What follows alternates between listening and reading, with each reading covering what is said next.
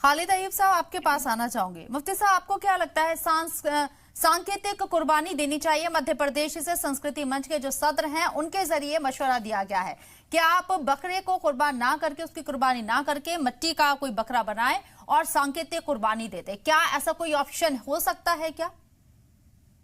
ऐसा है कि उनसे पूछा किसने कि हमें कुर्बानी किस तरह से देनी है। ये एक किस्म का बावलापन है। इस तरह की हरकतें सिर्फ और सिर्फ अपने आप को हाईलाइट करने के लिए होती हैं।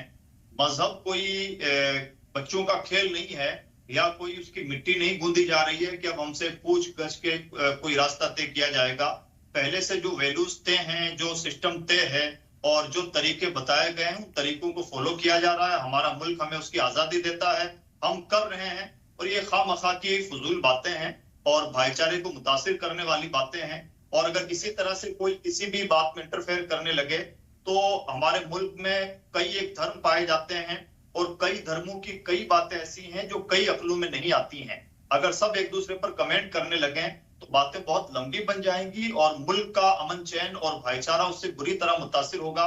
अकलमंदी की बात वही है जो हमारे कॉन्स्टिट्यूशन ने हमें राइट दिया है कि हम अपने आजादी के साथ अपने मजहबी हुकूक अदा करें और उसमें कोई इंटरफेयर करने की कोशिश ना करें। हमारा मुल्क भी हमें यही कहता है, हमारे भाईचारे की तारीख भी हमें यही कहती है।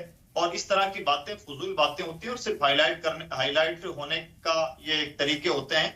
इन तमाम लोगों पर हम लोगों को कतई ध्यान नहीं देना चाहिए। हाँ, जो ध्यान देने की चीजें वो ये है कि कुर्बानी की वजह से किसी को तकलीफ ना पहुंचे, सफाई सुथराई का पूरा एहतमाम हो और जो करने के काम है वो किए जाएं और जिन कामों से बचना है उनसे बचा जाए और अपनी जात से किसी को भी नुकसान न पहुंचने दिया जाए। ये हमारे मुल्क की इस वक्त की सबसे बड़ी जरूरत है।